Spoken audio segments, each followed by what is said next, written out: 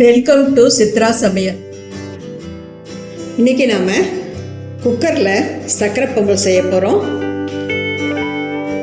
இதுக்கு தேவையான பொருள் நம்ம பார்க்கலாம். இது மெஷர்மெண்ட் கப்பு, அரை கப்பு, 125 கிராம். இதில் ஒரு கப்பு பச்சரிசி கழுவி வடித்து வச்சுருக்குறோம். பாசிப்பருப்பு அரை கப்பு, 60 ml. இதில் பாதி அதை கழுவி வடித்து வச்சுருக்குறோம். ஒரு கைப்பிடி அளவு தேங்காய் கட் பண்ணி வச்சுருக்குறோம். 10 கிராம் முந்திரி, 10 கிராம் திராட்சை, ஏலக்காய் சர்க்கரையோடு கலந்து பொடி பண்ணி வச்சுருக்குறோம். ஒரு பிஞ்சு இது பச்சை கற்பூரம் எடுத்துருக்கோம். மண்டை வெல்லம் சுத்தமானது இதை ஒரு கப் எடுத்துருக்குறோம். வாங்க இது செய்ய ஆரம்பிக்கலாம். கேஸ் ஆன் பண்ணிட்டோம். ஒரு வடைச்சட்டி வச்சுருக்குறோம். வடைச்சட்டி சூடேறட்டும்.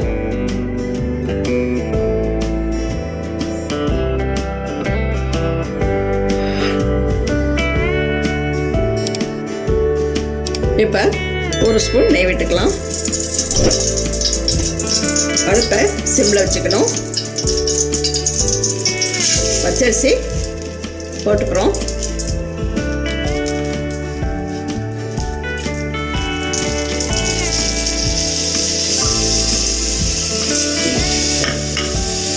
பாசிப்பருப்பு போட்டுக்கிறோம்.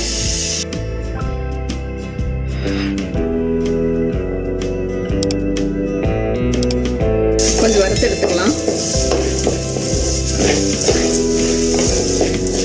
அரிசி பருப்பு வறுத்து செஞ்சால் இன்னும் டேஸ்ட்டாகவும் இருக்கும், மணமாக இருக்கும் பொங்கல். அதனால தான் கொஞ்சம் லைட்டாக நம்ம வறுத்து எடுத்துக்கிறோம்.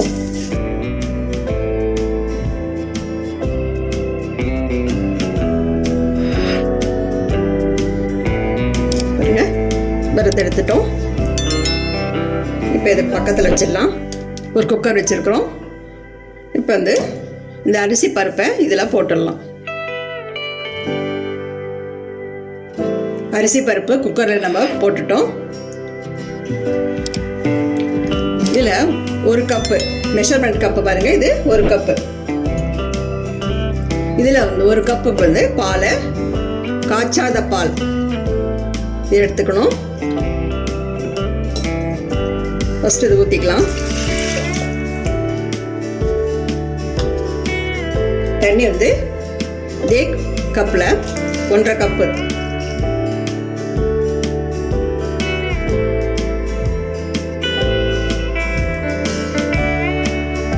ஒன்றரை கப் தண்ணி ஊற்றிட்டு ஒரு கலர் கிளறிட்டோம். கிளறிட்டு கேஸ் ஹை ஃப்ளேமில் வச்சுட்டு மூடி போட்டு மூடிடலாம். வெயிட் வச்சிடணும். ஒரு 5 விசில் வந்தப்புறம் இது திறந்து பார்க்கலாம். 5 விசில் வந்துடுச்சு, ஸ்டீம் அடங்கிடுச்சு. இப்போ நம்ம திறந்து பார்க்கலாம்.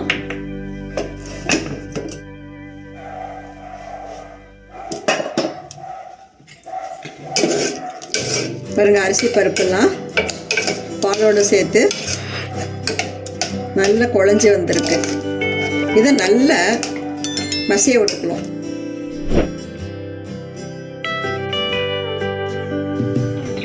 இதை ஒரு பக்கம் வச்சுக்கலாம். வெள்ளைப்பாக காய்ச்சணும். ஒரு வடைச்சட்டி நம்ம வச்சுக்கிட்டோம். இதில் வெல்லம் போட்டுக்கலாம். 1/4 டம்ளர் தண்ணி ஊற்றிக்கலாம். கேஸ் ஆன் பண்ணிட்டு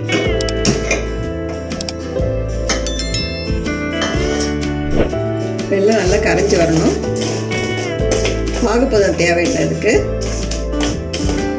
இது கரையட்டும். வெல்லம் நல்லா கரைஞ்சி ஒரு கொதி நல்லா வந்திருக்கு. இப்போ கேஸ் ஆஃப் பண்ணிவிட்டு ஒரு வடிகட்டியில் வடிச்சுக்கலாம். வெல்லம் கரைஞ்சதை வடிகட்டி பாத்திரத்தில் நம்ம ஊற்றி வச்சுருக்குறோம். இப்போ நம்ம பாலோடு சேர்ந்து வெந்திருக்குல்ல அரிசி பருப்பும் அதில் ஊற்றிட்டு நம்ம கொதிக்க விடலாம். கேஸ் ஆன் பண்ணிவிட்டு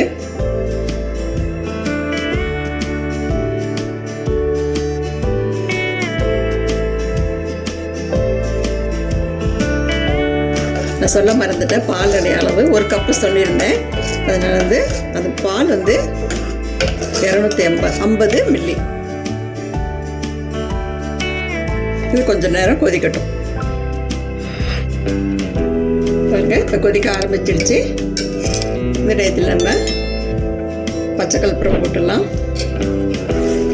போட்டுட்டு ஒரு கிளறிடலாம். பச்சை கற்பூரம் போட்டால் சக்கரை பொங்கலில் டேஸ்ட்டு கொடுக்கும், மணமாக இருக்கும். அதனால தான் நம்ம சக்கரை பொங்கலில் இதை போடுறோம். இது கொதிக்கட்டும் ஒரு 2 நிமிஷம். பாருங்கள், பச்சை கற்பூரம் போட்டதும் ரொம்ப மணமாக இருக்குது, வாசனை தூக்கலாக வருது. நம்ம இப்போ இது ஒரு பக்கத்தில் வச்சுட்டு முந்திரி திராட்சை ஏலக்காய் நெய்யில் வறுத்து இதில் ஊற்றிக்கலாம். ஒரு வடை சட்டி வச்சுருக்குறோம், காயட்டும்.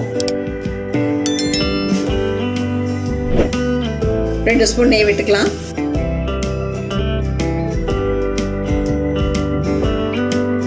முந்திரி திராட்சை தேங்காய் ஏலக்காய்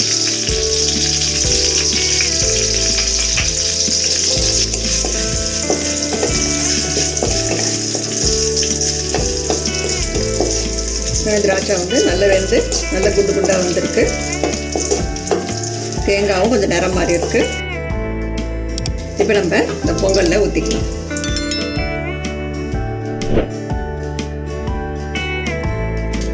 பாருங்கள், தேங்காய் முந்திரி திராட்சை ஏலக்காயெல்லாம் நெய்யில் வறுத்து பொங்கலில் நம்ம ஊற்றிக்கிட்டோம்.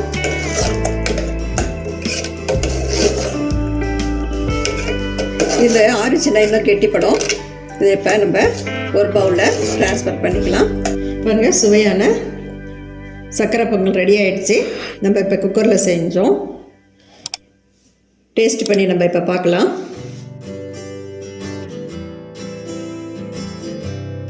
நீங்களும் உங்கள் வீட்டில் இதே மாதிரி செஞ்சு பாருங்கள். பாராட்டுக்கள் நிச்சயம். இந்த வீடியோ உங்களுக்கு பிடிச்சிருந்தா சித்ரா சமையலுக்கு லைக் பண்ணுங்கள், கமெண்ட்ஸ் பண்ணுங்கள், சப்ஸ்கிரைப் பண்ணுங்கள், ஃப்ரெண்ட்ஸுக்கும் ரிலேட்டிவ்ஸுக்கும் ஷேர் பண்ணுங்கள். உணவே மருந்து. மிக்க நன்றி. இந்த வீடியோ உங்களுக்கு பிடிச்சிருந்தா சித்ரா சமையலுக்கு லைக் பண்ணுங்கள், ஷேர் பண்ணுங்கள், சப்ஸ்கிரைப் பண்ணுங்கள். உங்களுடைய கருத்துக்களை கமெண்ட் செக்ஷனில் பதிவு பண்ணுங்கள். உணவே மருந்து.